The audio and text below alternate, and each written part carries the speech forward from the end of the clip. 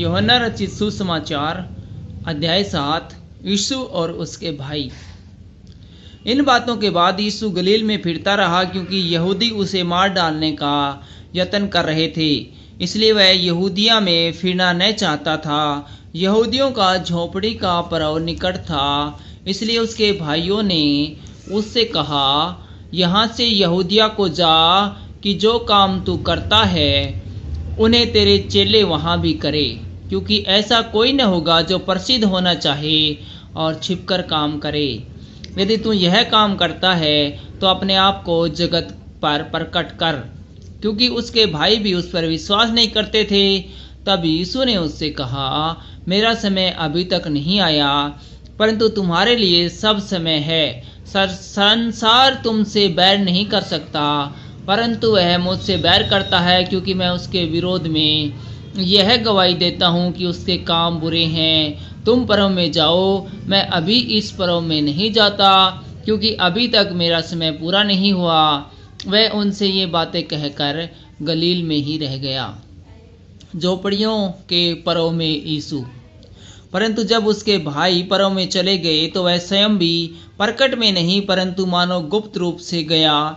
यहूदी पर्व में उसे यह कहकर ढूंढने लगे, वह कहाँ है? और लोगों में से उसके विषय में चुपके चुपके बहुत से बातें हुई।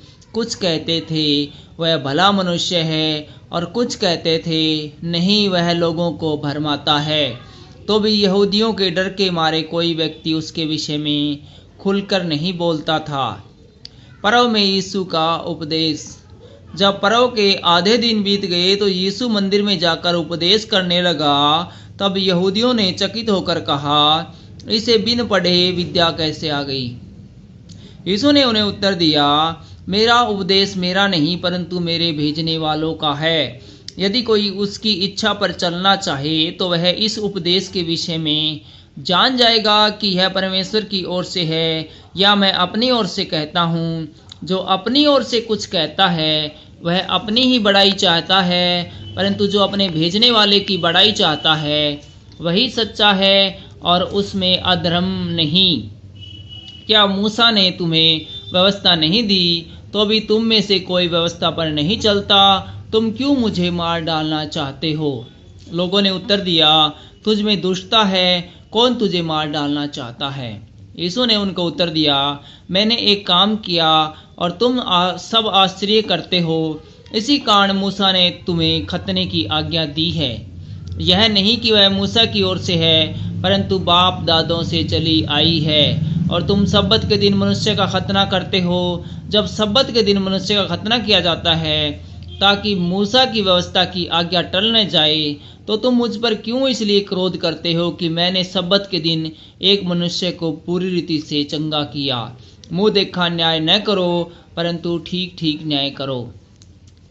क्या यीशु ही मसीह है? तब कुछ यरूशलेम वासी कहने लगे, क्या यह वही नहीं जिसे मार डालने का यत्न किया जा रहा है?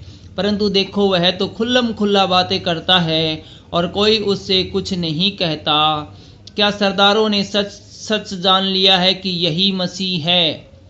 इसको तो हम जानते हैं कि यह कहाँ का है, परंतु मसीह जब आएगा तो कोई न जानेगा कि वह कहाँ का है। तब यीशु ने मंदिर में उपदेश देते हुए पुकार के कहा, तुम मुझे जानते हो और यह भी जानते हो कि मैं कहाँ का हूँ। मैं तो आपसे नहीं आया, परंतु मेरा भेजने वाला सच्चा है, उसको तुम नहीं जानते। मैं उसे जानता हूँ, क्योंकि मैं उसकी ओर से हूँ और उसी ने मुझे भेजा है। इस पर उन्होंने उसे पकड़ना चाहा, तो भी किसी ने उस पर हाथ न डाला, क्योंकि उसका समय अब तक न आया था। फिर भी भीड़ में से बहुत से लोगों ने उस पर विश्वास किया और कहने लगे, मसीह जब आएगा तो क्या इससे अधिक आश्चर्यक्रम दिखाएगा जो इसने दिखाए हैं। यीशु को पकड़ने का प्रयास। फरीसियों ने लोगों को उसके विषय में ये बातें चुपके चुपके करते सुना, और प्रधान याजकों और फरीसियों ने उसे पकड़ने को सिपाही भेजे। इस पर यीशु ने कहा, मैं थोड़ी देर तक और तुम्हारे साथ हूँ, तब अपने भेजने वालों के पास चला जाऊँगा। तुम मुझे ढूंढोगे परंतु नहीं पाओगे, और जहाँ मैं हूँ वहाँ तुम नहीं आ सकते। इस पर यहूदियों ने आपस में कहा, यह कहा जाएगा कि हम इसे न पाएंगे। क्या यह उसके पास जाएगा जो यूनानियों में तितर बितर होकर रहते हैं, और यूनानियों को भी उपदेश देगा? यह क्या बात है जो उसने कही कि तुम मुझे ढूंढोगे परंतु न पाओगे, और जहाँ का मैं हूँ वहाँ तुम नहीं आ सकते। जीवन जल की नदियाँ। पर्व के अंतिम दिन, जो मुख्य दिन है, यीशु खड़ा हुआ और पुकार कर कहा, यदि कोई प्यासा हो तो मेरे पास आए और पिए। जो मुझ पर विश्वास करेगा, जैसा पवित्र शास्त्र में आया है, उसके हृदय में से जीवन के जल की नदियाँ बह निकलेंगी। उसने यह वचन पवित्र आत्मा के विषय में कहा था, जिसे उस पर विश्वास करने वाले पाने पर थे, क्योंकि आत्मा अब तक न उतरा था, क्योंकि यीशु अब तक अपनी महिमा में न पहुंचा था। तब भीड़ में से किसी ने ये बातें सुनकर कहा, सचमुच यही वह भविष्यवक्ता है। दूसरों ने कहा, यह मसीह है। परंतु कुछ ने कहा, क्यों? क्या मसीह गलील से आएगा? क्या पवित्र शास्त्र में यह नहीं आया कि मसीह दाऊद के वंश में से और बैतलहम के गांव से आएगा, जहां दाऊद रहता था? अतः उसके कारण लोगों में फूट पड़ी। उनमें से कुछ उसे पकड़वाना चाहते थे, परंतु किसी ने उस पर हाथ न डाला। यहूदी अगुओं का अविश्वास। तब सिपाही प्रधान याजकों और फरीसियों के पास लौट आए। उन्होंने उससे कहा, तुम उसे क्यों नहीं लाए? सिपाहियों ने उत्तर दिया, किसी मनुष्य ने कभी ऐसी बातें नहीं की। फरीसियों ने उसको उत्तर दिया, क्या तुम भी भरमाए गए हो? क्या सरदारों या फरीसियों में से किसी ने भी उस पर विश्वास किया है? परंतु ये लोग जो व्यवस्था नहीं जानते शापित हैं। निकुदेमुस ने, जो पहले उसके पास आया था और उनमें से एक था, उनसे कहा, क्या हमारी व्यवस्था किसी व्यक्ति को जब तक पहले की सुनकर न जान ले कि वह क्या करता है, दोषी ठहराती है? उन्होंने उससे उत्तर दिया, क्या तू भी गलील का है?